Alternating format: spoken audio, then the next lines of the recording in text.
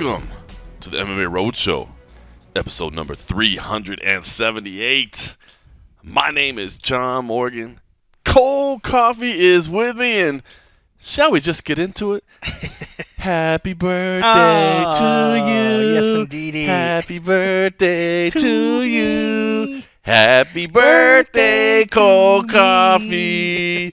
Happy birthday to you. Like the episode of this show, I am 378 years old.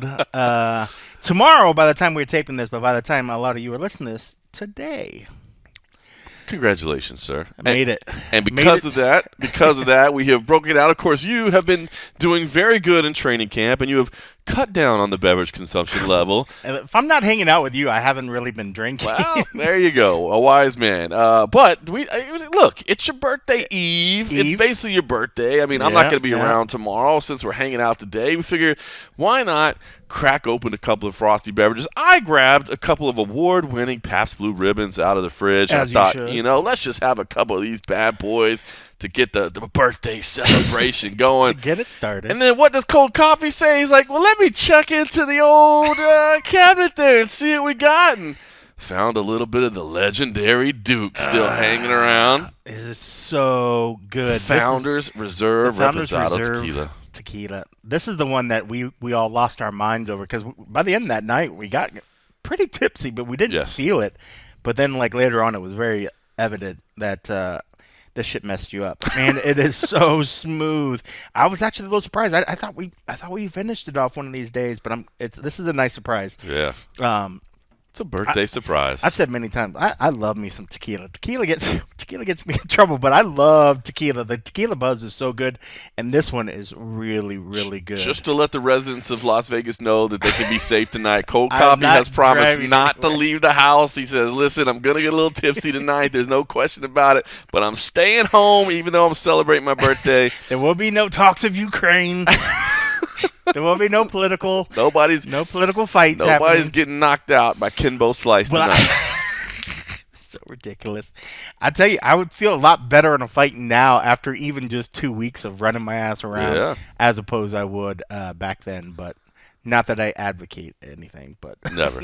More prepared now. But now that the weapons are even more deadly, now you've really got to keep control over them. Slice 2.0. Oh, well, listen. Well, thank you very much. I'm glad it just happened to work out. Cheers that this fell on Wednesday because I wasn't honestly planning on doing anything, but this does give me a nice excuse to imbibe a few frosty beverages, and even now, even more so that we're breaking out and getting to finish this little bottle of tequila. Breaking out the Dukes. Welcome to the party, folks. So. Well, listen, yeah. Glad we could celebrate a little bit. I almost didn't get to do this episode with you. I almost didn't make it back. I was in Belgium over the weekend, had a great time. I will say it's funny. When I was heading out, man, I'm not one of those, I'm not like a poetic guy or whatever. I don't even know how you would say this exactly. I know. I'm a little rough around the edges. I look at you and I'm like, he looks quite poetic. I'm a little rough around the edges, I know. But listen, what had happened was I looked out, I grabbed my passport, and I had to renew my passport in 2020. I think it was actually to go to Fight Island. I think in the very beginning of the pandemic, I had to renew my passport. So, if you look at my passport from the previous 10 years that I used from 2010 to 2020, it's got 52 pages of completely full stamps. There's a visa. Did you have to add? I had the 26, and I had to add the 26 pages to it. It's got a visa to Brazil, a visa to China, a visa to Russia, stamps from everywhere around the world. It's beat up. It's all. It's worn. It is the passport of a traveling man, right? Yes, indeed. This is somebody that's seen the world. Man, I picked that passport up that I renewed in 2020 to go to Fight Island so that I could head out to Belgium, and it's just stiff and shiny and doesn't have, because they didn't even stamp it when we went to Fight Island, so it just looks like I've never got it was this stark reminder of how different the last 2 years have been versus the previous 10, that I had this it was like, hello, I'm traveling for the first time. Hey, new guy, do you like to fly? Which line do I go to? I don't know where to go. That is something about the passport. I messed up when I had to reorder my passport a couple years. I didn't realize of the difference that you have to specify the pages, like when you first order, and that was my rookie move, is that I didn't double check the pages. So when it came, it was like extra thin. I was like, oh, this isn't going to work. But then the world shut down. I was like, oh, okay, it's absolutely fine. It's fine. But I still had to carry the extra one. I still have a valid Brazil visa because it was like a 10-year visa or whatever. So like I still have the other one. Mine's done. But yeah, when I look at the new one now, I'm like, I'm gonna have to add pages. At least that would be a nice thing. But now that we're not traveling as much, I'm like, maybe not. Kind of weird, right? It's just this stark reminder of how different life is. So listen, I had a great time. Shout out to the folks at MMA Bushido, and Gokhan Yatsili was the one that the friend of mine that had me out there as a guest, and I was hanging out in Belgium for the first time.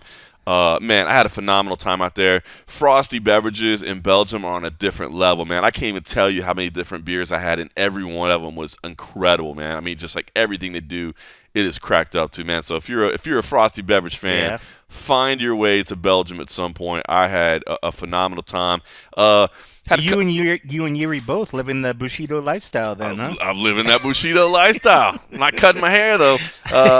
No, man, we cigars along the way. I know that was a pretty cool picture. I like that little – it looked like it was just like a little – was that just like an outdoor – plaza or like a restaurant? It was just it was a bar. So the beer that was the outdoor patio, the beverage sponsor, the official beer sponsor, they actually had that. I guess they brewed it there, and that was their oh, dude.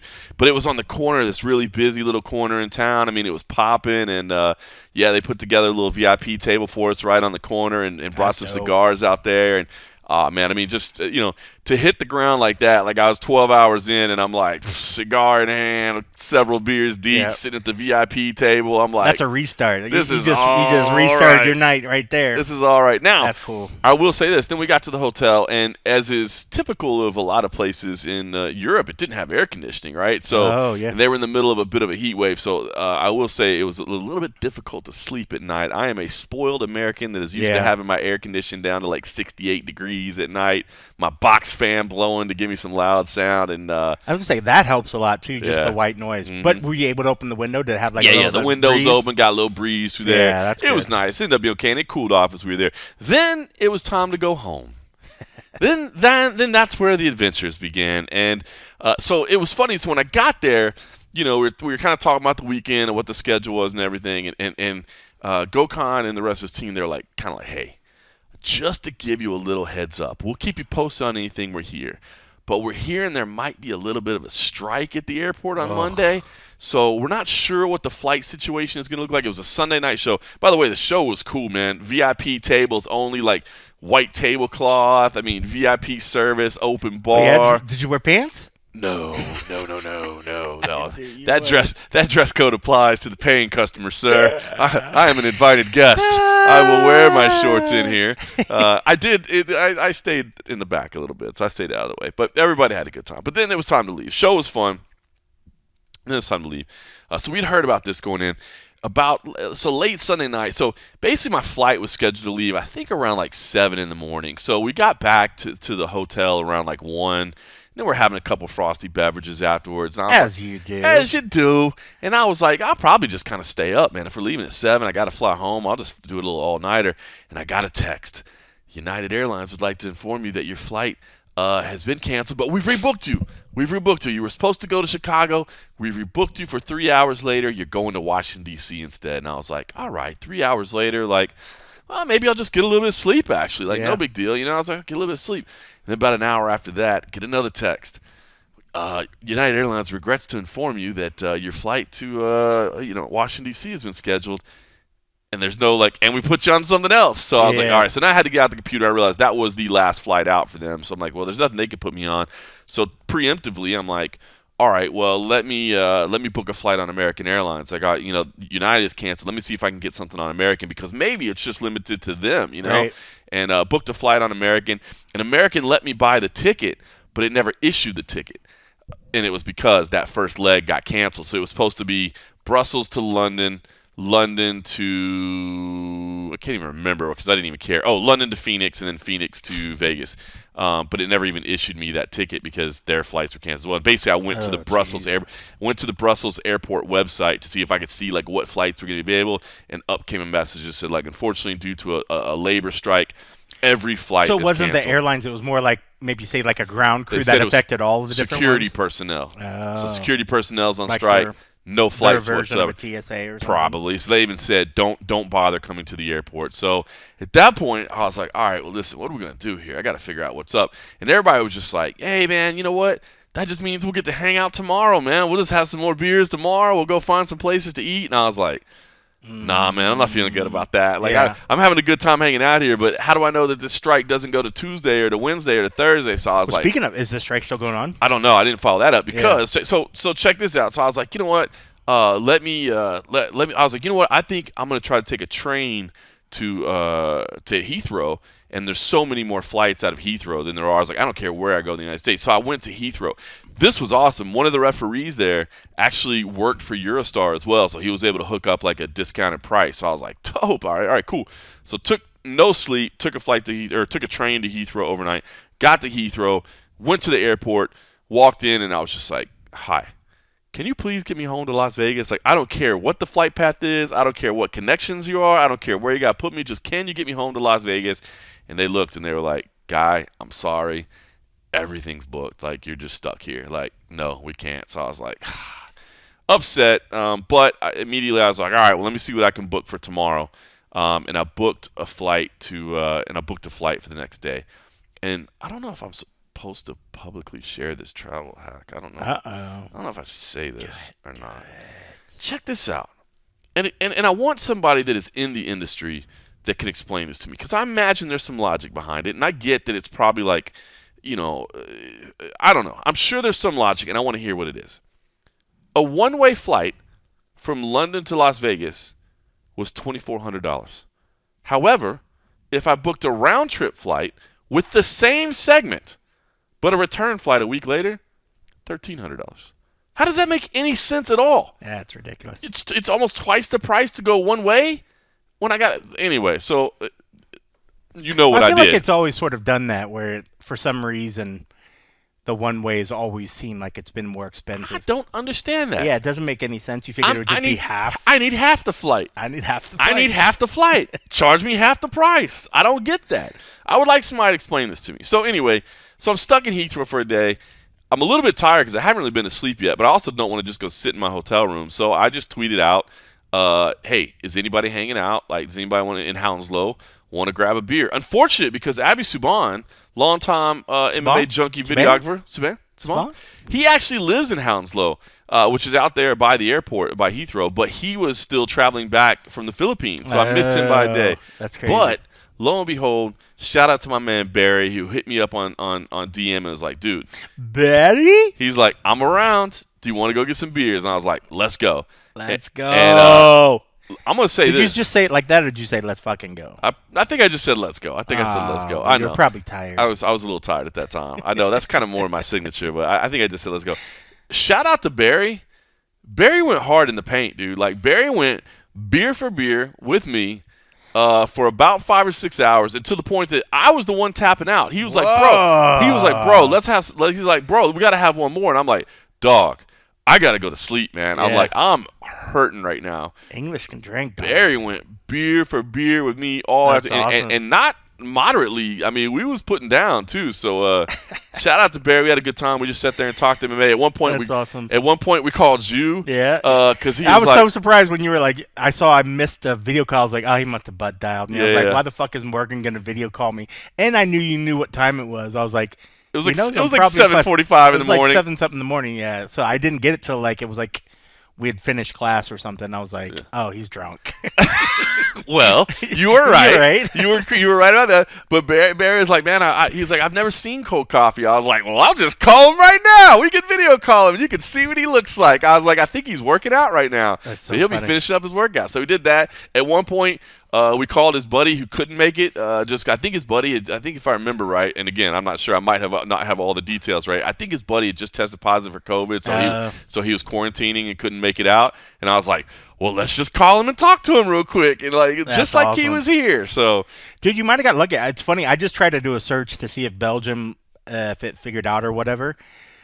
The one that you had wasn't even this other one that I'm reading about. There was a planned strike for the 22nd through like the 25th or 23rd through the 25th. Oh, Jesus. So you hit a whole other strike. But like Brussels Airline or something, whatever, Brussels, whatever, had another strike that was planned. So what you got was like another. Oh my God! And then tough. And then I heard as well that there's been a rail strike in England. Yeah, dude, I found like the little pocket of time to get out of town. That's the like stuff like that. Even outside of, well, granted the U.S. has eased some restrictions, but that sort of stuff. That's the side of traveling that is not fun. That's the side of traveling that, if you don't have the means to be stuck in some place, and say if you have obligations, say if you already were pushing a trip and you're like, well, should I make the trip 5 days? Oh, let's go 7 days. I think we have a little bit extra buffer. That's the kind of shit that breaks you on those big international trips. If something goes wrong and it's tough to get back, like, it throws everything off, So luckily you had a strong partner back here in the States to take care of things, but still, man, that's my fear of doing. I mean, I love, if you have time and vacation, obviously you need to leave the country, you need to go see other countries, but that's the downside. That's the other part that you never think about. Everyone wants to get to the vacation destination, but you never think about, like, you just assume, well, if I make it there, I'll be able to get home. But then there's cases like this where it's like, what if you can't? What if you can't, man? It was a little bit stressful, and I was bummed because I missed one day of my kids' soccer camp, which is this week, which I like going and just kind of hanging out with them and just supporting them and like talking to them between the sessions and stuff like that. I don't think Barry, you say you got stuck in London, I don't think Barry would, that second day, third day rolls around, he might be like, Barry's like, bro, we've had enough. Bro, I bought you enough beers. We had enough, man. Get out of my country. I appreciate him looking out for me. That is pretty cool. Made it back in time, made it back late last night, had dinner with the wife, got some sleep, woke up today. UFC on ESPN 38, Sarukin versus Gamrot. The fight card you've all been waiting for. Well, listen, I'm going to say, man, for a hardcore perspective, to be honest with you, I love this fight card. That's what it is. This is a hardcore card because, I don't want to sound like an asshole, but when you look down the list that you're like, why am I watching this? Why am I watching this? But it isn't a hardcore card because, there's awesome fighters on here, but no casual person will recognize anybody on this card outside of maybe like a Neil Magny. I think you're right about that. I think you're right about that. Kelleher, Jinyu Frey, this is a tough card for a casual. If you're a hardcore, though, you love it. And I think you're especially excited about Arman Sarukin versus Mateusz Gamrot, the main event. This main event is sick. This main event is not to be missed. This main event is going to be a big one in terms of these guys. I think both these guys are going to be around for a while in the lightweight division, but one of them is going to take a major step forward. Both of them primarily grapplers first, so I know that may not be the most exciting for some people, but, I love grappling. I love high-level grappling. These two guys bring it. I had a person that told me today, they're like, when I told them I was at media day, we're like, just two guys like getting in like a 69 position, and they're bloody and they're sweaty and they're blue. I was like, well, that's typically a transition period where they move or whatever. I was like, but that's what you're getting stuck on. Who is this person? I don't. I'm not going to throw them under the bus. This is not somebody in the industry, right? This is the person that no. This is the person that likes boxing, but whatever. I was trying to be all like non-generous. She's very hot and has great big tits, but she's wonderful. But we started talking about this, and I was just like, no, don't be one of these people that's like, oh, boxing is the best, but MMA is just weird because people get on the ground and they're just two guys rolling around. It's sad, but that's still a reality that people do think that way. I was kind of thrown off, and I felt like I was like, well, I must get into educate and defend mode, and I was like, why? Yeah. Why? Well, I'm just like, whatever. This to me, look, maybe you're right. Maybe the casuals won't see it, but I love this. And they're uber high level. They're uber high level at that point, and both of them have hands as well. You're right. This is like, and when you look at the records alone, even if you just said like, hey, there's going to be a 20-1 guy fighting a 17-2 guy. They're currently ready to break into the top 10 of the UFC rankings. That should be enough right there. That should be enough to where you're like, okay, my interest is piqued. And then once you start, finding out the difference of the two, and then you start seeing that there's a little international flavor to both fighters, and you're like, okay, cool. Like, new breed of the international studs that are coming in and are on the precipice of these are the guys that are going to take over absolutely the division at some point. Same like with like the Makhachevs, and everybody's already ingrained with the Nurmagomedovs. These are the cats coming from overseas or whatever that are breaking the doors down. So yeah, in that sense, that's really cool. But what's cool about these two is these guys got hands. This is not two jiu-jitsu guys that are just like, oh well, man, I can't wait to see how the jiu-jitsu goes. These are two guys that will literally thump people ground and pound, but also have good hands standing up as well. So it's going to be very, very cool. They just don't have the. Even if you don't, it might be one of those ones where, say if a casual's like, I'm not sure about the names, I don't recognize the name. You might even recognize the face because these guys have been around. They've done some time.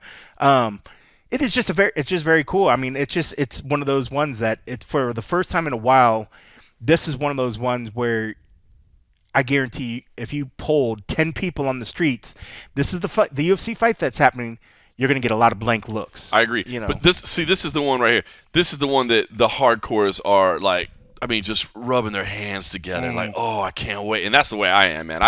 I love this fight. I will say this. I do favor Sarukin in it. I've been incredibly high on Sarukin during his run-up. Yeah. Shout out to both guys for doing their media day in English today and embracing that and even trying to have a little bit of swagger. Are you going with Gamrot? I did, but man. Gamrot's dangerous too. Everybody, like most people in the stat picks that I've sort of skimmed. I try not to look at the stat picks because I don't want it to, what's the word? I don't want it to influence my decision when I put my pick. But everybody, I think, is picking Sarukian for the most part. And then part of me is like, well, as a staff, I don't want somebody to log into our site and just be like, oh, they're obviously going. I feel like somebody's got to do the other. But I don't feel so bad about this pick. But, man, when Sarukian's up there, I was like, man, he's thick. For his size, he's a little bigger body. But I was like, and he's got great hair. Because Matt Erickson always wants us to give some bullshit reason when we make a pick. I was like, that could be my in. I could just like, hey, I want to pick phenomenal hair. He's got phenomenal hair. Snappy dresser. I'm like, is that enough to switch my pick? But then there was you have to be in this game. His belief in himself is very strong. Yeah. Almost to the point where he's just looking over Gamrot like he's not even there. I'm like, that's silly. So part of me is like, oh man, is he just talking a good game? Is he overconfident? So now I'm like, maybe don't let. I'm trying to fight my gut instinct of switching because I'm like, once I saw and was paying more attention, I'm like, God, Sarukian is a beast, man. But I'm like, maybe I stick with it. I have a two pick lead right now. Nice. So I'm like, but now I'm like, you know how fighters do. You don't want to just fight to win. You want to. You don't want to fight to not lose. That's right. You got to fight to win. You got to fight to win. So I don't want to just pick to not lose. I know how fighters like you do. I know. Fighters don't do the Duke on the weekday. On a random Wednesday afternoon. They got to go train tomorrow. They don't do that. So I clearly have removed myself from the fighter pool. Big main event. Big hardcore co-main event too, dude. Shavkat Rakhmonov against Neil Magny. Shavkat is a guy that, again, another one of these new era dudes, undefeated, finishes every fight, looks every bit the real deal of the next generation. And then you got Neil Magny, who just like doesn't care at all.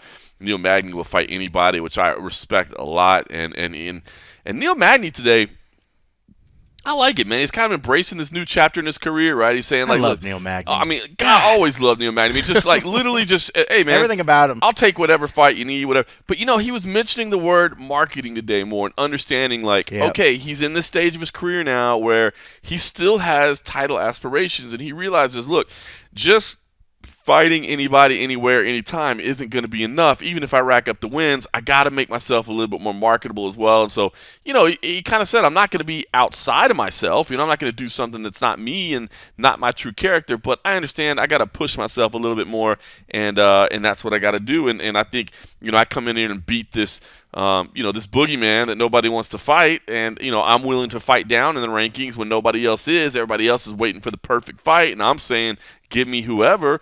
That'll be a big feather in my cap. Which is kind of it's kind of like counterintuitive to the guy that's like, I'm trying to make a title run.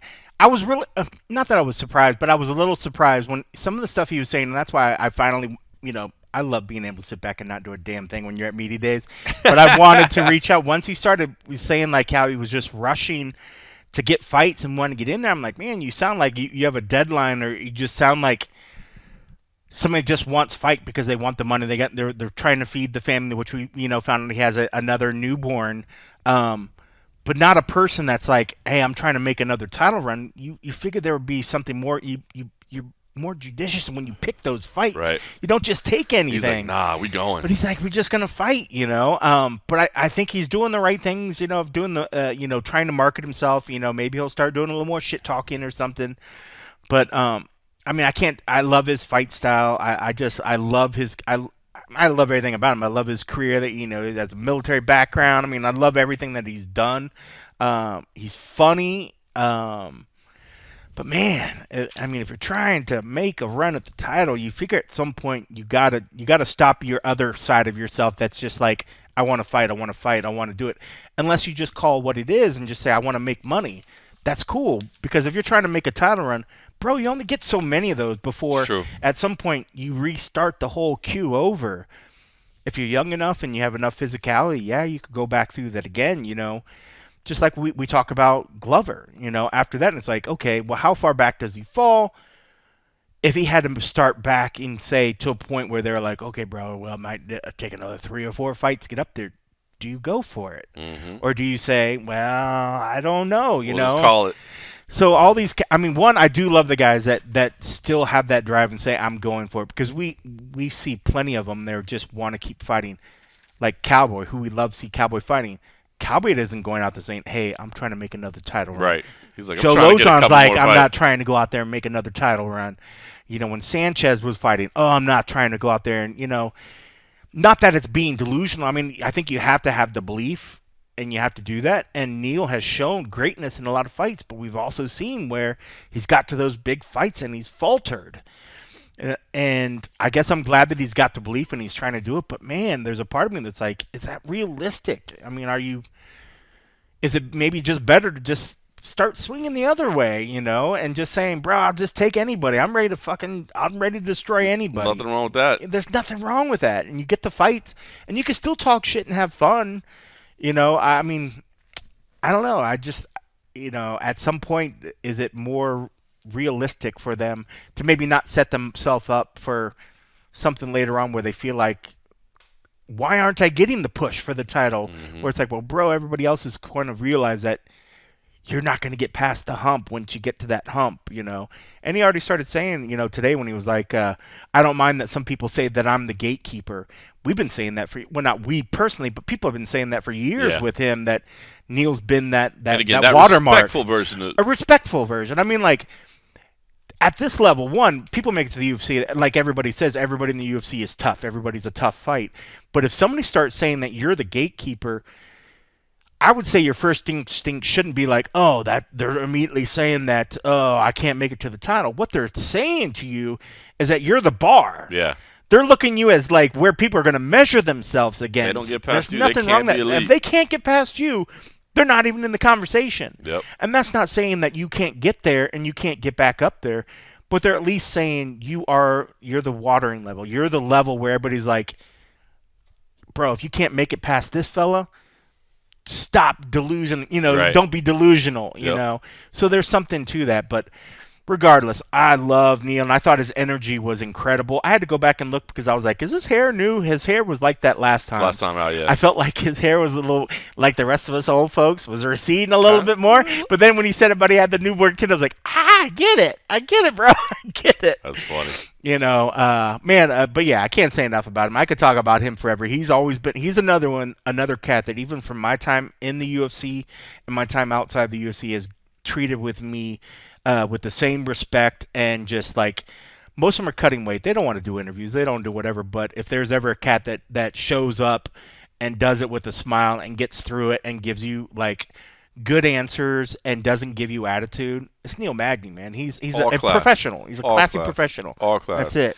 Meanwhile, he's got the undefeated monster on the other side. So your top 2 fights there are the ones that you're really going to care about. I would say, look, there's a lot of MMA this weekend. We're going to talk about some of it because there's Bellator, there's PFL, there's bare knuckle, there's all kinds of stuff going on. But the UFC, those are the 2 fights you can't miss. You got to circle those on your calendar. You got to see those.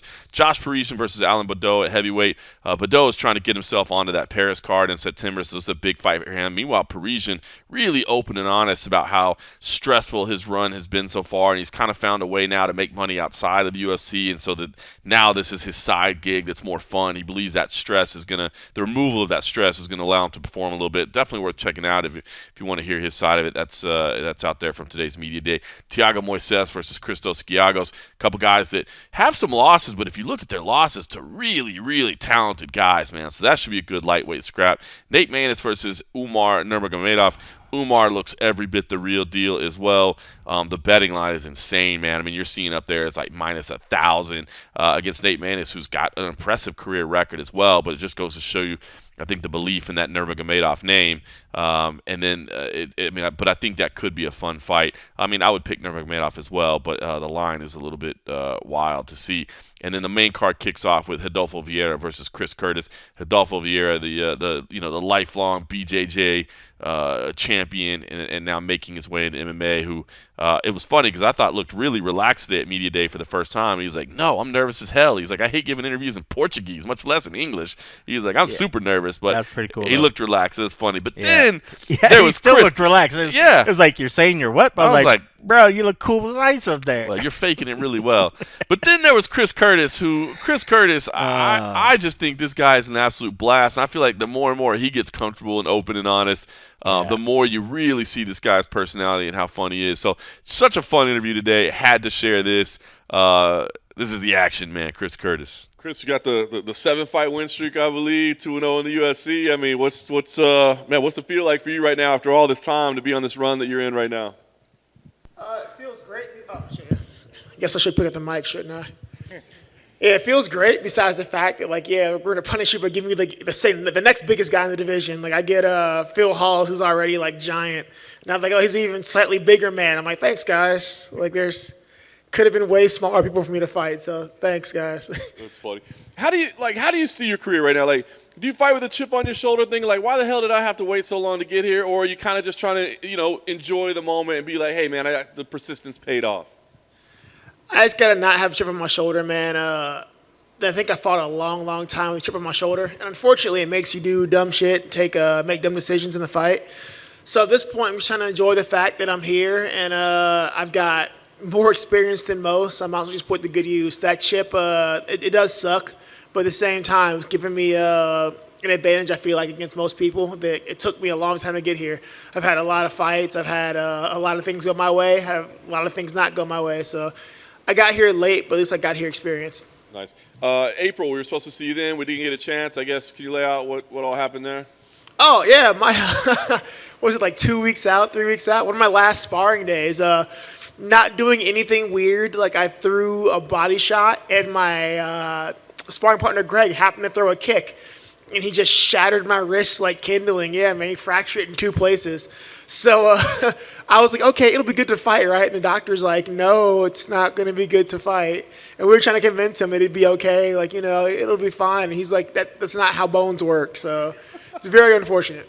So a pretty quick turnaround then. So, I mean, are there any lasting, what did you have to put it in a cast, or I mean, how did it go? There are 2 4-millimeter fractures, but they weren't really that bad. They didn't break. It didn't need a surgery or anything. So just stay off of it.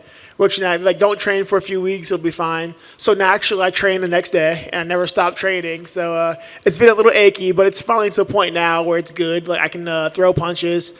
I had a few weeks to where it was just kind of useless. I'm boxing one-handed, I'm wrestling one-handed, doing jiu-jitsu one-handed, but it's finally to the point now where it's good and it feels good enough to hit people with, so let's go. Nice. Talk about prepping for a specialist like Adolfo, right? I mean, no, it's not like there's any secret what his game plan is or what his skill set is. So what's it like preparing for a guy like that? I've reached a point in my career now where I fought a lot of different people, a lot of different things, and I kind of realized that whenever I prepare for somebody specifically, I tend to fail miserably. My jaunt in PFL taught me the pitfalls of preparing for something that may or may not happen or someone may be different. So really, instead of worrying about how great he is on the ground, I accept right away. I'm never gonna beat Rodolfo Vieira on the ground. I get a Rodolfo Vieira. I can get the a weird fluffy submission, but I'm not gonna bank on that. I'm not gonna out grapple him. So my camp has been really close to being the same thing, man. Every fight camp, it's polishing my hands, polishing my stand up, and improving my wrestling every time. Okay, one submission loss in 30-something fights. I'm not known as a grappler, but I'm not really a grappler, but I'm a damn good counter grappler. I can protect myself, and not many people being able to choke me. So, we bank on that. We tune that up a little bit, but it's the same camp as everything. Work on your punching, work on your wrestling. I think, like I said, I'm never going to just be a better grappler than the guy whose nickname is the Black Belt Hunter. So it comes down to who's the better wrestler. Do you think that comes from your fighting experience or just your humbleness as a guy? Because here's what, a lot of guys in your position, they'll be like, hey, man, my jiu-jitsu is pretty good too. Fuck no. There's no way. They're going to be like, people are like, oh, you think you can grapple him? I'm like, no, his nickname is the Black Belt. Why would I even... why would that ever be part of the game plan? I love the internet thinks I'm stupid, too. They're like, I always get, messages on Twitter, hey, man, just don't go to the ground with him. I'm like, I never would have considered this to be, my path to victory. Thank you, wise sir. No, come on. I got 36 fights, 34 fights, something like that. I've been doing this a long time. I'm very self-aware of where I am good at, where I'm bad at, and, where I can hold my own. At no point in time is prolonged grappling exchange is going to be part of my plan here. It's just not a thing. No. So when people hit you up with advice like that, do you hit them back have you thought about coaching full time? I'm always that's fucking sage advice, bro. I went into this okay, I'm over here doing guard passing stuff, and I'm working on my X guard. You're you know what? Maybe I shouldn't grapple. The fuck am I doing? All right, win here, man. You keep the streak going. Do you have goals in terms of names or what you expect or what you want, or is it still just kind of that settling in time in your UFC career? Assuming all goes well and I don't get strangled in this fight, there's names I do want, but everybody's oh, who are you calling out? Blah, blah, blah. I'm no, man, I'm 34. It took me a long time to get here. I'll be 35 next month, actually. I'm getting old. So I can either try to go up the ladder and whatever. If they offer me new contracts, I'll fight anybody. I don't care. There's very few people I won't fight. And those are more so people I train with every day. But they offer me a new contract, I'll fight anyone, anywhere if their money's right. If the money's not great or a new contract, I'm trying to go backwards. I want to go beat up Joseph Holmes still. Nothing, he didn't do anything wrong to me, but he beat my teammate. So, I'm on my revengeance tour. I want to fight Joseph Holmes. I want to fight Dusko because he beat my teammate. I want to beat up Brian Battle. Nothing personal to Brian Battle. Everybody says he's a really nice guy, and I can respect that. But I feel I got snubbed for Ultimate Fighter for the third time in a row. So I just want to prove that I should have been the Ultimate Fighter. And so he's going to see this and be what the hell did I do to you? It's nothing at all, man. It's not you. I just I have a weird chip on my other shoulder about being snubbed for shit. So I want to fight contender winners. I just want to go ace a big list of contender guys to show that I should have been signed.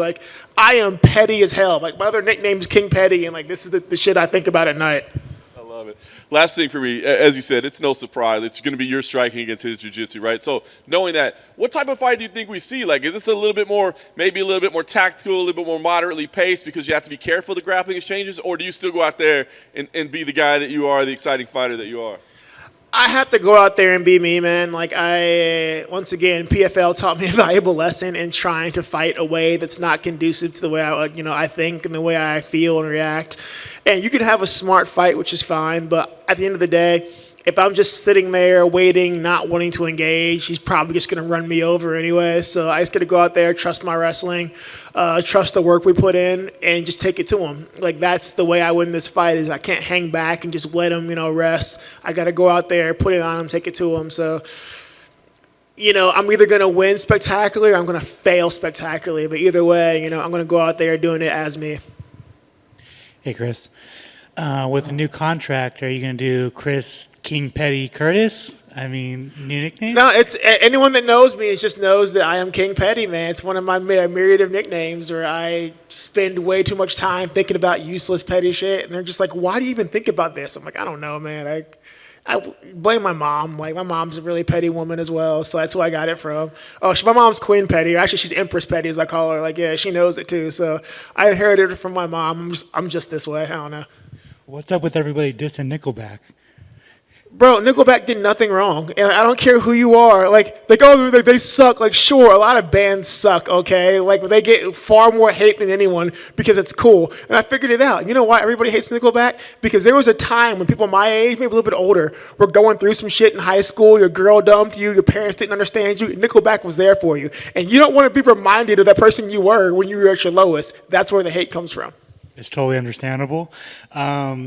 A couple weeks ago, you said that you weren't. You told me that you weren't living paycheck to paycheck anymore, man. And I just wanted you kind of to expand on that. Like how does that feel? So I've been a pro for 13 years? Somebody told me today, which is weird to think about. So I've been a pro for 13 years, which means I've been living paycheck to paycheck or less than paycheck to paycheck for about 15 years now. Before this. And that sucked, man, especially when you have like a kid and everything. You're trying to like start a family, and it's a stressful situation to know that, you know, you can't be the one to be counted on to provide things. You go out there and you bust your ass, you win fights, you know, you make $2,000 and it gets eaten by bills before you even get home. So now the first time in my life, like, I don't have to check my bank account every day. Like, I know that if my son needs anything, it's fine. My son wants anything, it's fine. Like, he abuses this more than I do. Like, I live pretty poor. I don't really want anything. So my son abuses the hell out of it. He's like, so, Dad, I miss you. I'm like, what do you want? He's like, all right, I want, this game came out. Like, I'm like, okay, fine. But he abuses it more than I do. But it's nice being able to know that my bills are paid. I'm not going to worry about being homeless, and that, you know, my people in my family and my people I love can like rely on me finally to put my part in. So it's a long time coming, man. I think the biggest thing is for me, there's a lot of people who aren't in my life anymore that were there for during the come up that aren't there for whatever reason. Sometimes it's their fault. A lot of times it's my fault that I don't get to pay back. And there's a lot of people who will never speak to me again for various reasons. It's probably my fault that I'll never get to pay back and show my gratitude. So that sucks, but it's nice to know that in this position, if for whatever reason they ever reached out to me, I'd be able to be there for them. And is that like even more of a chip on your shoulder? Like, you could have been here during your Contender Series fight, like, right? Like, so like you had to spend that much time grinding on the regional scene. So like, is that even more of a chip on your shoulder? You would think yes, but at the same time, like, the more I thought about this a lot, actually. It's something like it's crossed my mind a whole lot. You think about it. And had I been signed after Contenders, I don't know where I'd be right now, because from post-Contenders, I went through a lot of stuff. A lot of things happened in my personal life. A lot of things happened in my professional life. Had some really high moments fighting, and then my only like losing streak to date. And that was a low moment. But I think from all of that, I've grown, I've learned, I've become a better fighter, I've become a better athlete, just a person.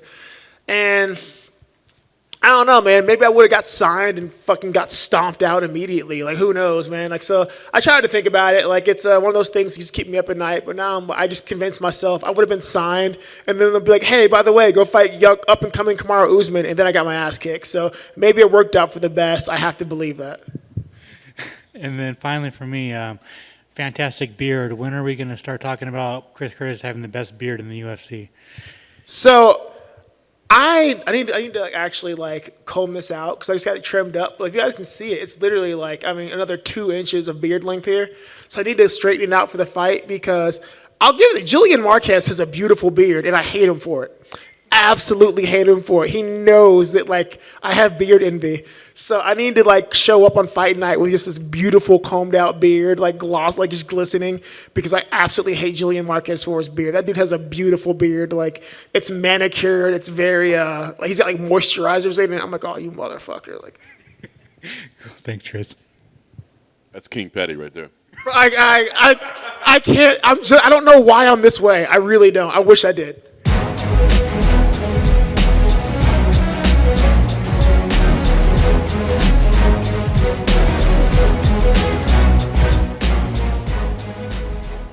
Sign the MMA Roasted needs to, or Adam. What is that? MMA Roasted? Yeah, Adam Hunter. He needs to keep an eye on this cat for one of those Chris comedy Curtis shows. would be great for one of the comedy shows. His comedic timing is really good. He really had good. me rolling. I was tired and grumpy, as Hot T was pointing out, and he had me rolling in my seat. It was man. good. Oh man, he was Good. funny. And dude, and I just love the honesty too of like, bro, I'm not gonna go do grappling with Adolfo Vieira. Like, what are you talking about? Because we have heard so many people that are just like, look, he's great at jiu-jitsu, but hey, you know who I roll with, man? I roll with black belts too. Like, he doesn't, there's so many guys that have said that, not just against Adolfo Vieira, but against those like BJJ specialists. Got a big sip of the Duke on now. He's like, don't be afraid. It's your birthday. So anyway, I just had to share that because I thought that was a lot of fun. Look, the rest of this card, it's a hardcore card, but there's some names on here you'll recognize. Carlos Ulberg versus Stefan Chukwi. Shaylin Nerdenbieke versus TJ Brown. That might be the one where most people don't, but you should. But Ulberg and the way you just said that last name like it was crazy. Is that how you say it? Yeah. Brown. Well done. Holly Paiva versus Sergey Morzov. That's a one. great fight. JP Bays is back versus Cody Durden. Brian Kelleher versus Mario Batista. And then the fight that Cole Coffey will certainly be paying attention to early in the day. Yes, Vanessa indeed. Demopoulos versus Jin Frey. So a fun UFC card. Now, let me just say, not the only card to pay attention to this weekend. And, oh, by the way, Bellator 282 is looking pretty dang solid, man. You take a look at this card. I mean, the matchups kind of jump off the page. Gegard Mousasi in the main event versus Johnny Eblin, who's kind of been tearing up the ranks and making his way up there. Danny Sabatello, who quickly has become one of the biggest trash talkers in the game against Leandro Higo. I think people either love Danny Sabatello or they hate him. The dude likes to talk. But He does. But there's a lot of action, and that thing has gotten personal. Enrique Barzola versus Magomed Magomedov. That's one of the best fights of the weekend, to be honest with you. Brennan Ward is back. Anatoly Tokov is back. I mean, you go down there. I mean, you just load up. Zingano's back versus Pam Sorensen. I mean, there's names all up and down this card. This is, I'm telling you, this might be. That's a good card. I hate saying, That's a best better card or whatever. No, I just hate saying like, where does this rank? I see. I was trying to, dude. I'm so impressed with this card. I think this is one of the best cards Bellator's ever put together. That's what I was going to say. I thought you were going. We're saying like you were thinking this was the best card of the weekend. Like this card is stacked. That's a really, really good card. And if you had to go down the line, I can see where somebody would maybe lean towards this one. Yep. You could definitely make the argument this is a better card than the UFC card. Now, sure. I'm saying it'd be an argument because I'm not saying it is. Yeah. But this card's good. This is good. Lucas Brennan is on there. Aaron Jeffries on there against Fabio Aguiar. Mandel Nalo is back. I mean, yep, it's really good. Premise is on there against Chablis. Like, it's a really good Bellator card. It is. I mean, people give a lot of shit to Bellator sometimes with the way they put some cards, but man, this past year they've been fucking killing it, man. They've been killing it. Not every card might not be like stellar or whatever, but every card. I mean, look at the fucking UFC card. Not every card can be stellar top to bottom, but there's going to be some gems, and there's going to be a lot of ones that are going to surprise you. So I think from both of these events, yes, it doesn't have the glitz and the glam of like a numbered pay-per-view or something, but I guarantee both events are going to deliver. I mean, well, the good news is you can watch both of them because Bellator is on Friday night. UFC is on Saturday night, so you can watch both of these cards. And I'm telling you, that more often. This is. I know. I hate when they're. I get it. I get it. They don't want to be like, well, why are we going to play second fiddle? And plus, too, a lot of times, it's just pure venue availability. As much as I think it's smart that they try to not compete, but also they're also going to say, well, we're just as big in our minds. We're going to do this. But sometimes it does come down to the venue. Well, true. And then the other variable as well is don't forget, like, they just, at some point, they just got to plan their schedule. And they can't be worried about, well, what's their schedule? Well, hold on. We can't do our schedule until they have their schedule. It's like, dude, you just got to plan your schedule and just Makes a lot of sense like that, especially looking forward. Like, if you know that there's a possibility you might be competing. But even on Saturdays, I mean, what better? That's the biggest entertainment day anywhere. You're up competing against concerts. You're competing against whatever. And if they want to know that they want to go to a town, there might be the possibility of something going on. I mean, granted, at this point, Mohegan Sun should just name it the Bellator Sun Arena or something. In fact, just name Uncasville Bellatorville, just name the damn town after them. I mean, they're bringing so much money and so much entertainment there. Set up shop They in should there. just redo it. So, no, it's great, man. Great cards, and I'm loving this Friday because this will be one of those weekends where MMA people are gonna love the fact that they have day after day of fights to watch it.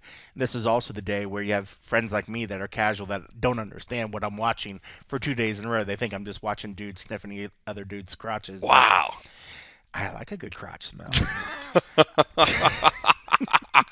Well, listen, I will That's not. the Duke started. The Duke is setting in early today. I like it. Well, listen, I will not be out there covering Bellator 282, of course, because I'll be here. But I did get a chance to speak to Gegard Mousasi, and I wanted to share that as well because why go if you could get the main headliner? I mean, let me just swing my dick around and get this right now. Let me just swing my dick around and get what I need. The fine people of Bellator were nice enough to set me up with an interview with Gegard Mousasi, and I love Gegard's attitude because I feel like, a long time. I mean, he is a pretty quiet guy, but I feel like he used to not like talking to us. Yeah, when he first came on the scene, he was like pulling teeth. Yes, he was so quiet. The Gegard that exists killed off the other one, and it's like a total. We got the alternate reality guy that somehow slipped through a crack in reality or in the universe and came down, killed the quiet one. I love it. And now he's got this like ridiculous dry sense of humor. He's outrageous. I love outrageous. It. So it's very subtle. It's not like he's not quite Chris Curtis in his delivery. No. But it's a different kind of delivery. He's got that same thing. So I definitely want to share it because I enjoyed talking to Gegard. So here's Gegard Mousasi. So Gegard Mousasi, it's crazy, man. 19 years as a professional at this point. I mean, nearing 20 years and fighting better than ever, maybe at any point in your career, man. What's the key, you think, to your success right now? Money. They pay me, so I show up. Yeah, still going, It's I don't know. I feel, of course, body is not the same as it used to be. It hurts more. Stuff in here and there, but I'm winning. I'm winning my fights, so it's still going good. So that's why I continue. I love it. You talk about your career this long. Has it been a passion the whole time, or have you had like ups and downs in terms of being in love with the sport? No, passion, man. I hate when people say, I don't love it. I said 100 times. If I had like 50 million in the bank, I wouldn't do it. I'm not crazy. So yeah, it's still better than a normal job. So it pays the bills, and I can take care of my family. Passion. And what passion? I'm dieting. I'm rolling with sweaty men every day. My body hurts. I don't sleep well when I'm training. Pressure, you name it. I don't know. There's not much enjoyment. The process is not, but the results, yeah. If the results are good, then it's fulfilling. Yeah. And when we talk about results, are we talking about the victory and getting the hand in the air, or are we just talking about the paycheck that comes along? Well, no, it's then everything comes together. It's the people around you that work with you, the celebration after the fight, those things come, it's all in the package. And so, yeah, those things are nice. Yeah. Very, very nice. I like the fact too, Gegard, that right now you're saying, hey, I think I'm the best middleweight in the world. You haven't always been a big talker, but now you're saying, hey, look, I just think I'm that good. I'm just being honest. So what clicked that you finally said, look, I got to go out there and say these things. I got to talk about myself a little bit. Well, I never felt it. I never felt like, oh, I'm the best or anything like that. But at this stage of my career, I feel everything has come together. And I feel that, I think I'm in the top 3, 4 of the middleweights. Unfortunately, I can't fight Whittaker or Israel Adesanya. So there's no way for me to achieve the number 1 spot. But But yeah, it is what it is. I'm doing my thing here. You know, I really don't. I'm not gunning for the number one spot, but people are like, yeah, if you say it, they repeat it. So now they consider me as one of the best. At least they consider me as one of the best because at middleweights, I think I've achieved enough. I've done a lot. If you look at the whole record of me throughout all these years, I should be there as one of the best middleweights. At least top 20, top 10, at least. I feel. Yeah, I agree. I think Top people don't 10. respect top. Yeah. Don't say top 20. That's terrible, man. Top 10 for sure. Yeah, Well, top. I think the longevity is what people don't respect sometimes. Yeah. I mean, there's moments. Yeah. Somebody puts together one great year, or 2 great Yeah. years. That's impressive to see. Yeah. But when somebody does it for 10 years, 15 years, that deserves respect. Yeah, I've seen a lot of guys. They look phenomenal. We began, let's say, Junior Dos Santos. He looked in the beginning unbeatable, and then it was lose, win, lose, win. You have a lot of those guys that they have a certain time that when they look very great, unbeatable, and then after that they look normal. You know what I mean? So it's Right. But I've been on the top since I was 20 almost. I fought in Pride. So I'm still going, and I'm still on top. So that's my big achievement. Let's say I haven't been that I didn't have the Anderson Silva, let's say, the invincibility era where he looked that you couldn't be stopped. But my longevity, that's my thing. Yeah, it's incredible. And to think that you're still just 36, which is crazy. Have you thought about how long you want to keep doing this? I mean, knowing that you don't love it, that it's not your passion, that it's just a job. Have you thought about how long you want to keep putting yourself through this? Well, I think this fight and end of the year, and I'm gonna look after that because I don't, making plans. I don't even look after this if I'm gonna go to light heavyweight or whatever. I don't look at it. I'm looking at this fight, end of the year, and I'm gonna look at it because my real estate thing is also going well. I see the banks, what the thing is gonna work out with the banks. So I could, I could retire, but I don't know if I keep winning, if I keep dominating easily. It's difficult to stop. But if I keep losing, injuries, it's game over. Are there things that you want to do outside of MMA? Like, we see MVP going to do bare knuckle boxing. We see boxing. I know you've talked about that at times. Do you want to do some of that, or does it matter to you? I would love to do one boxing fight, but there's the opportunity doesn't show itself. I'm not gonna do bare knuckle fight. Those guys get cut, and my hands already hurt, my wrist, and my so it's I wouldn't do that. But I would love to do boxing, but it just the opportunity doesn't present itself. So I just do what this MMA fights. Makes sense. Well, another MMA fight coming up on June 24th against Johnny Evelyn, undefeated. Talk to me about your thoughts. I mean, this guy's been kind of tearing through the division to make his way to you.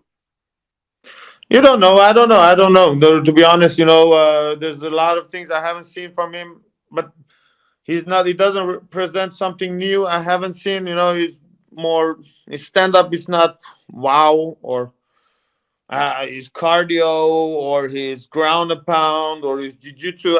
It's not nothing that I have to say, wow, oh shit, but you never know. He's undefeated. I haven't seen him in bad positions. It doesn't matter. Maybe he's very tough. Maybe he can take a lot of punishment. I don't know. But if you clip someone, you knock him out. It doesn't matter if they're tough, if they have, if they're durable. Those things don't matter. So the thing is now, I'll go into the fight. I'm gonna go for the finish with that mentality. I gave it all, and whoever wins. I do care. I'm going for the win, but I have lost before. I know how things can happen. This fight, but I feel very confident And so on one hand, I'm not worried. On the other hand, fuck it. That's hilarious. It's the truth, right? So at this point in your career, like you said, I mean, you've seen everything. It's not like he brings anything to the table that you haven't seen. So in training, do you bother like having guys trying to mimic a person or look exactly like them, or does that even matter to you at this point? Well, I don't know. Usually I don't bring different guys. I train with the same guys. With wrestling, I train with one good friend. Getting up, I train with another one. The stand up, I do with everybody. The last two opponents were also the same wrestlers, take you down, ground and pound. So I've been training for him for almost 1 year. Same style, try to take you down. So for me, it's getting up, take down defense, and stand up. It could, but I don't know. That's my area. So, yeah, nothing new. No, same as usual. Yeah, he's got a lot of finishes. They're all in the first round. Do you view that first round as dangerous? Like you got to kind of weather that storm a little bit, or no? I'm sensing no as I look at your face. I don't see him as a big puncher, to be honest. But if you clip someone on the right spot, if you don't see the punch coming, you're gonna go down. It's small gloves, but what I've seen, he's not that of a big puncher. He's no, yeah. But it's a small glove. You have to respect that anything can happen. So, but I don't know. We see. I think I'm a much bigger puncher than him. I hit harder than him. So I think that's my advantage over him in that department. Victorious here. You said one more at the end of the year. You're not thinking about it yet, but I mean, have you thought about any conditions like you'd like it at 205s as you talked about, or you'd like it to be in Europe, or you'd like me? Is there anything about it, or you just know you want to fight one more time before the end of the year?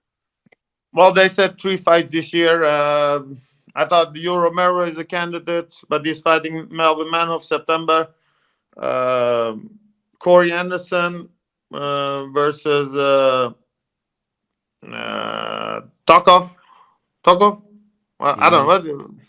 Nemkov? Anyway, yeah, light heavyweight, but they're having their rematch. So I don't know who they're gonna give me. To be honest, I don't even think about it because my focus is now on him, and then I don't know. You don't. I don't know. Maybe tomorrow I get a car accident. I die.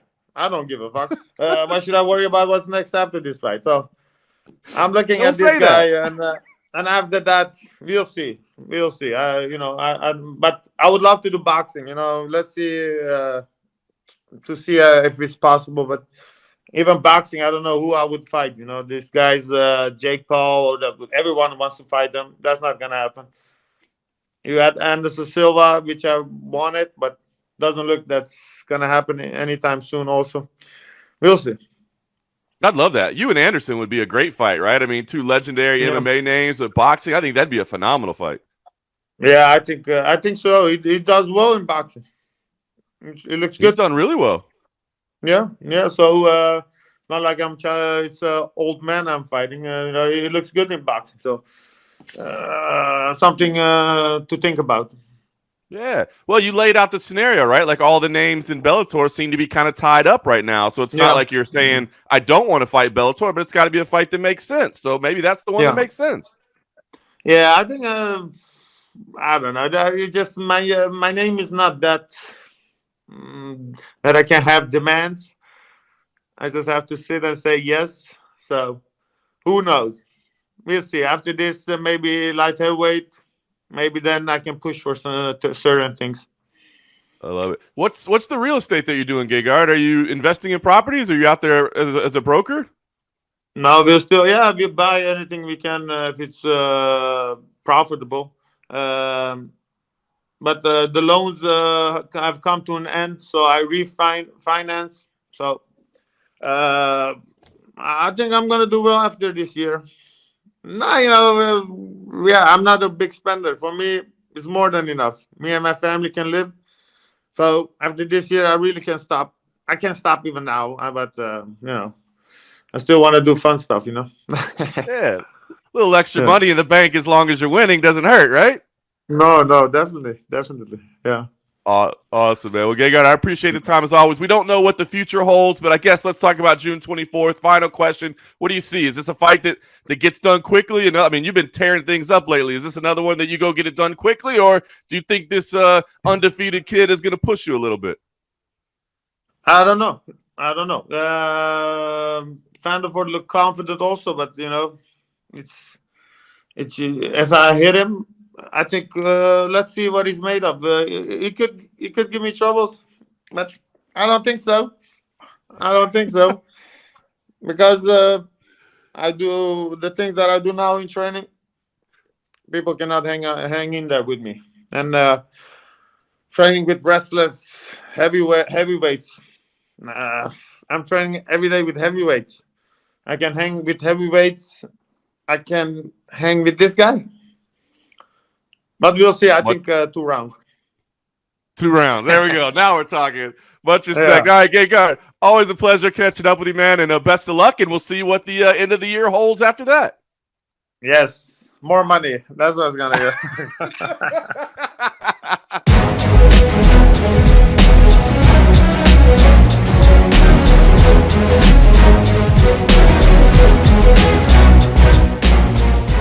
All right, so it's Gegard Mousasi. Hyped up in his own special way this fight. He's got his own little subtle trash talk there. I don't believe he's almost done, Cold Coffee. What do you think? He's just that's some contract posturing, right? He's there's no way. Maybe a couple more. You think so? You think? I mean, I think before he had that resurgence, I feel like he was on the precipice of maybe walking away. Right. And I mean, then shifts organizations, has some ups, has some downs or whatever. I'm actually not surprised, but for him to do so well, not be so long removed from the belt, I would think that, I mean, it's probably posturing, but how old is he now? He's not the youngest guy. I'm pulling up right now. Still relatively young. Relatively young. Oh, he's 36. I mean, that's with. I mean, I guess he's not a heavyweight. 58 I guess 36 with 58 fights. Yeah. I mean, that's a lot of wear and tear, man. Yeah. That's a lot of wear and tear. The fact that he's still doing it is a credit to his work, his genetics, and his work ethic. So I mean, it could be maybe a little bit of both. It could be a little bit of both because to say, when we talk about guys that are like, I'm going to give it another go, I want to go a little bit longer, this is that point. If he's fighting in 2 years from now, I would probably be surprised. I would agree with that. 2 years from now, yeah, but he's saying maybe the end of this year. Maybe it's possible. It's possible. And the end of the year comes up pretty quick, especially when all these cats, start saying like, well, I'm just going to take 2 fights or whatever. Yeah. We're already into June. June's almost done. And there's only 5 months left in the. Or I guess 6. I can't count. Well, anymore. by the time you fight, yeah, I mean, you're there. Yeah.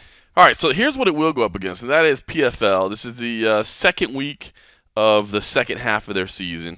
Essentially, PFL 5 2022. You've got the featherweights and the So heavyweights weird. in action, plus Anthony Pettis in lightweight action against Stevie Ray. Now, it's interesting because here's what's interesting is that Anthony Pettis has already clinched his spot, so he's in.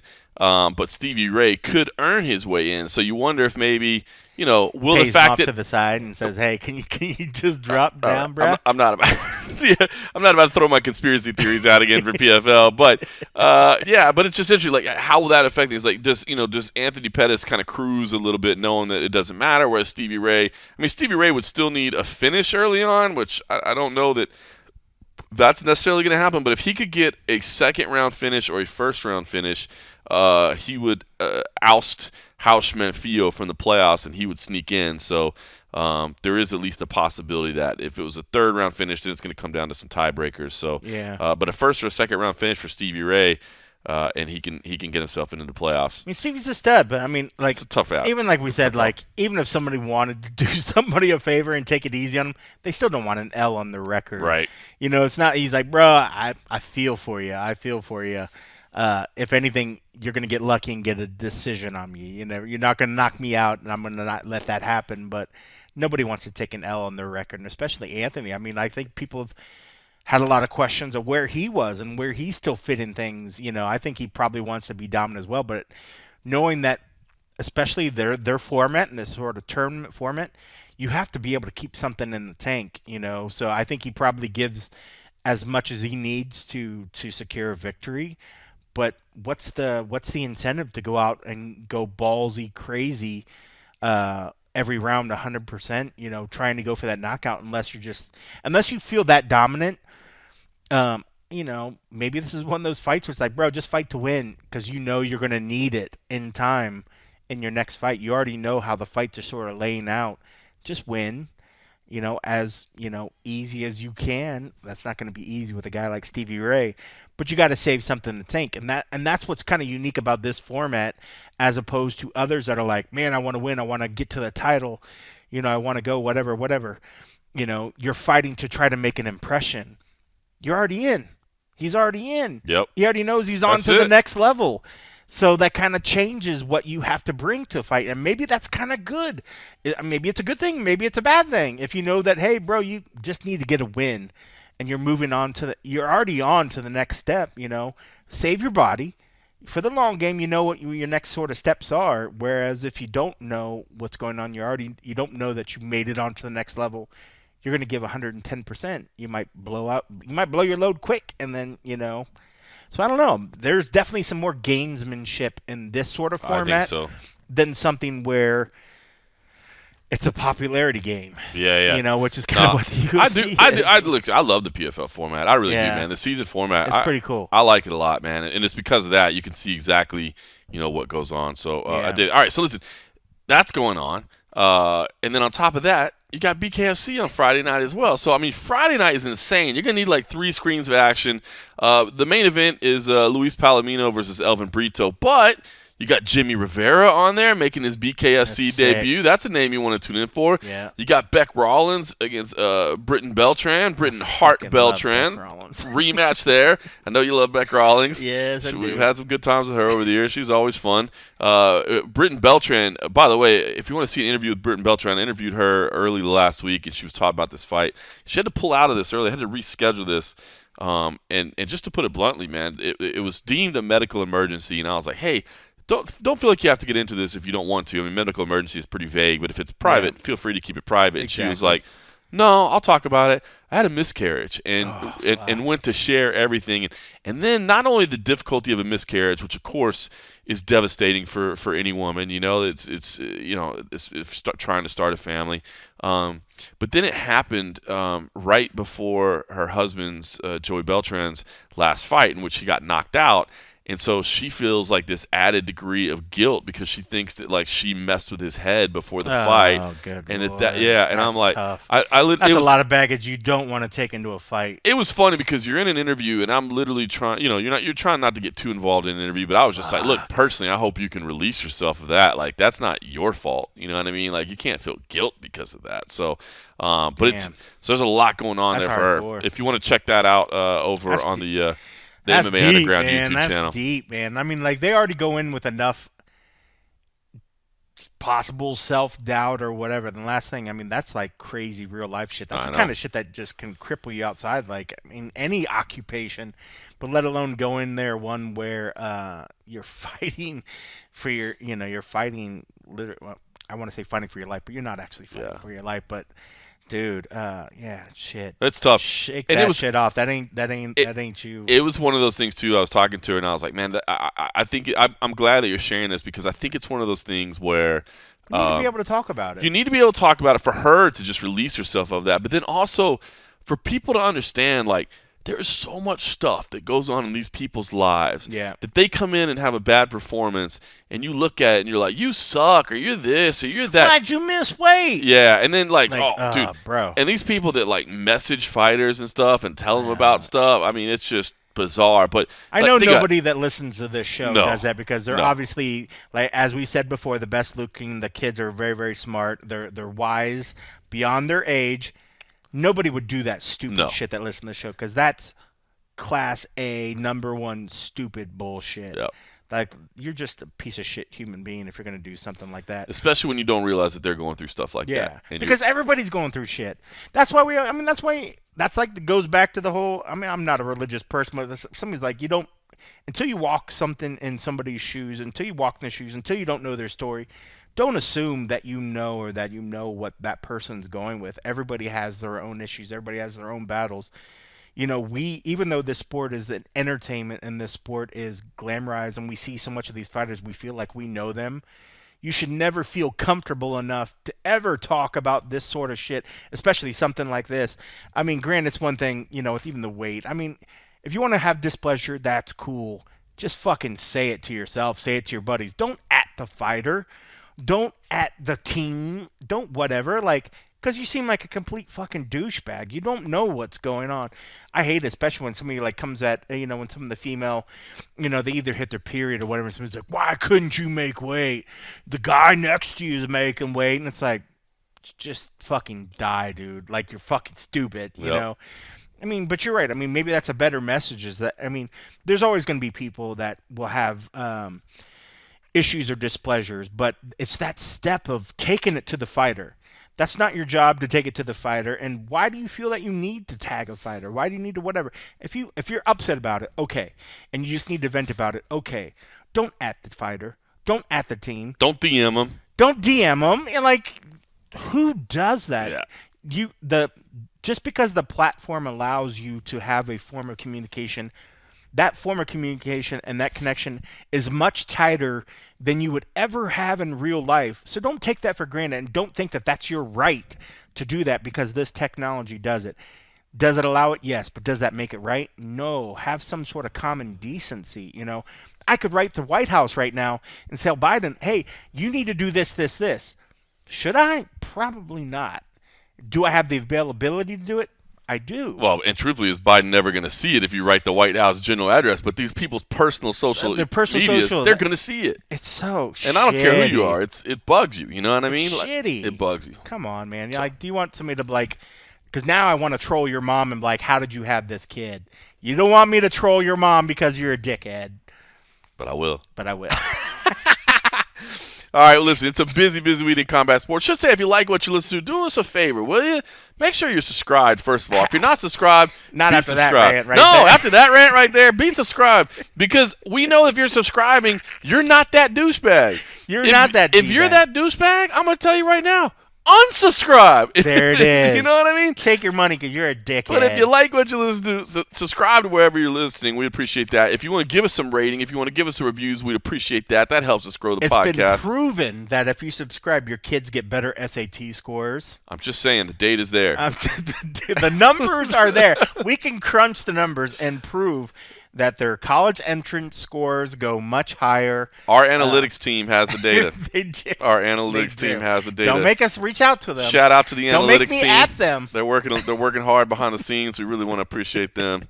And by the way, if you want to take your game to the next level, head on over to patreon.com/the MMA Roadshow for as little as $3 a month. You can help support the squad.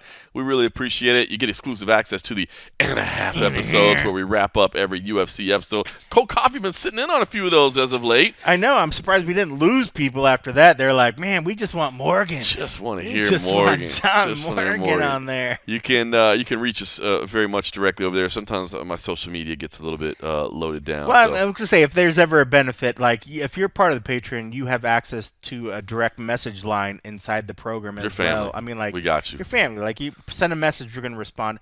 If we don't get to it immediately, I mean, we get it pretty quick, but I mean, like, we'll always get to it, and if we don't, what's that thing that people do when they self-flagellate, where they like whip themselves? We'll do that. I feel like flatulation is gas. It is. And I was like, well, whatever. We'll make ourselves feel bad if we missed it, but we get to everything. I mean, you get a personal direct line. Flagellation would be the word. That's it. It still sounds like farting. I mean, we've definitely been guilty of self-flagellation as well. Is that whacking off? No.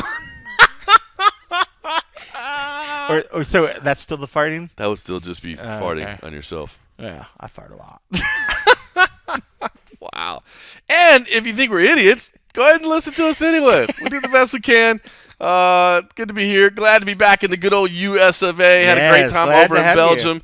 But happy to be back. Did you have a big honey-do list when you got back? No, we just went and had dinner at PF Chang's and got some sleep. I will say that I was awfully tired, and I was trying to have some frosty beverages and watch TV because I've been gone. I wanted to catch up on some of the shows. There's a new Real Sports out I wanted to watch. I always watch This Week. Such a sports nerd. And that's only like general sports thing I watch. But still, all you do is sports and podcasts. Like I watch like random weird sci-fi shit like nonstop. No, I'm basically sports and podcasts. That's about it.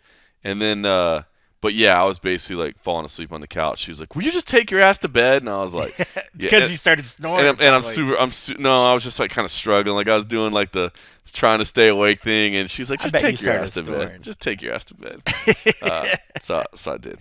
So I was trying to be responsible. All right. Well, we're glad that you made it back because that's one of the things. Like you said, you never think about it. All right. It's always fun to go elsewhere. It is fun to go elsewhere, but you don't want to get stuck. It's glad to be back. Loaded weekend of MMA. Watch that.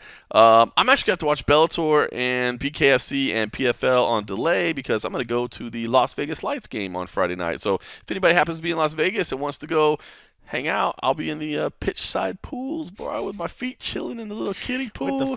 With the other 1%ers yelling at the linesmen. I mean, I love going to my Las Vegas Lights game. I'm excited. I hope we get an MLS team here at some point, but they ain't gonna have pitch side pools where I can soak my feet on the sidelines. Or they would be a heck of a lot more expensive. Yes, they would be a lot more. So I'll see you there. In the meantime, thanks for listening.